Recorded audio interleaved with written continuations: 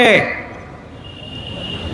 আমরা আজকে আনন্দ উল্লাস করার কথা, ফ্যাসিবাদের বিরুদ্ধে আমাদের বক্তব্য দেওয়ার কথা, ফ্যাসিবাদের নির্মমতাকে তুলে ধরার কথা।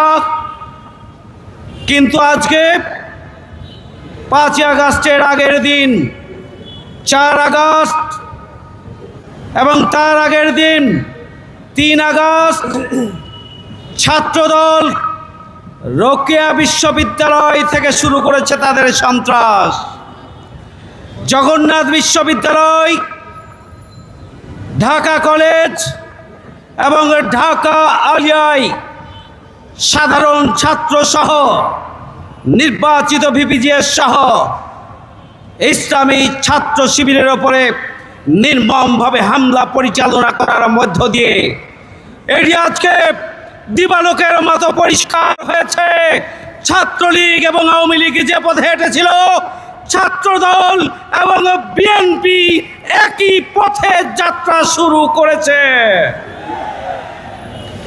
সংগ্রামী ভাই বন্ধুগণ, ছাত্রলীগ এবং আওয়ামী লীগ, ইসলামী ছাত্র শিবির কাকে বলে, কত প্রকার কি তারা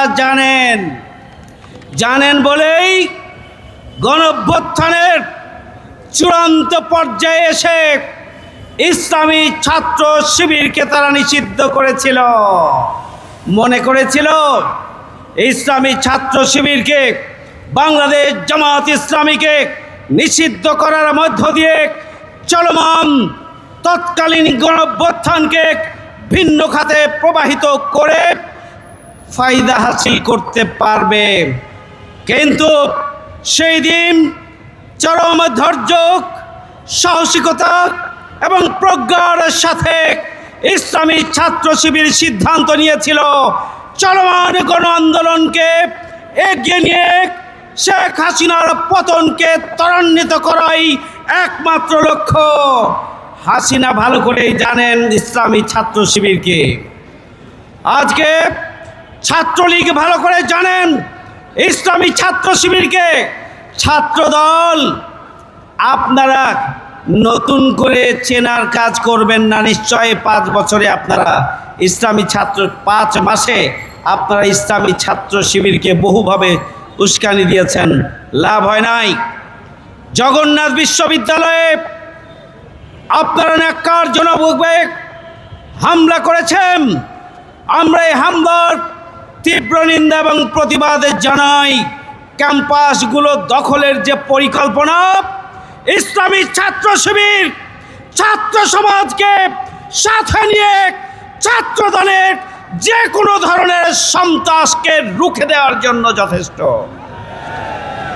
আমাদেরকে জুলাইকে ভুলিয়ে দেওয়ার চক্রান্ত করা হচ্ছে, জুলাইয়ের চেতনাকে মুছে ফেলে দেওয়ার চক্রান্ত করা হচ্ছে, জুলাইয়ের আকাঙ্ক্ষাকে ভুলুণ্ঠিত করার জন্য সরকার এবং ছাত্র দলের পক্ষ থেকে চক্রান্ত ষড়যন্ত্র করা হচ্ছে। জুলাইয়ের গণভোট জনগণের মন থেকে মুছে ফেলে দেওয়ার জন্য চেষ্টা করা হচ্ছে।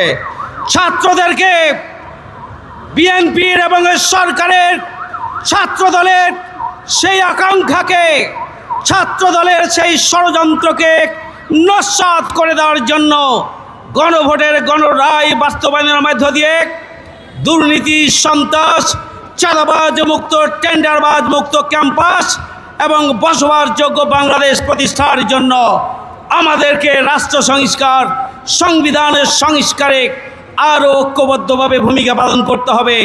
ঐক্যবদ্ধভাবে সোচ্চার হতে হবে খুনিদের বিচারের দাবিতে, সোচ্চার হতে হবে ক্যাম্পাসের শিক্ষার পরিবেশ নিশ্চিত করার দাবিতে, সোচ্চার হতে হবে অনাগত সব ধরনের ষড়যন্ত্র, চক্রান্ত এবং সন্ত্রাসের বিরুদ্ধে ঐক্যবদ্ধভাবে দেশ এবং জনগণকে সাথে নিয়ে এগিয়ে যাওয়ার ব্যাপারে আমাদেরকে ভূমিকা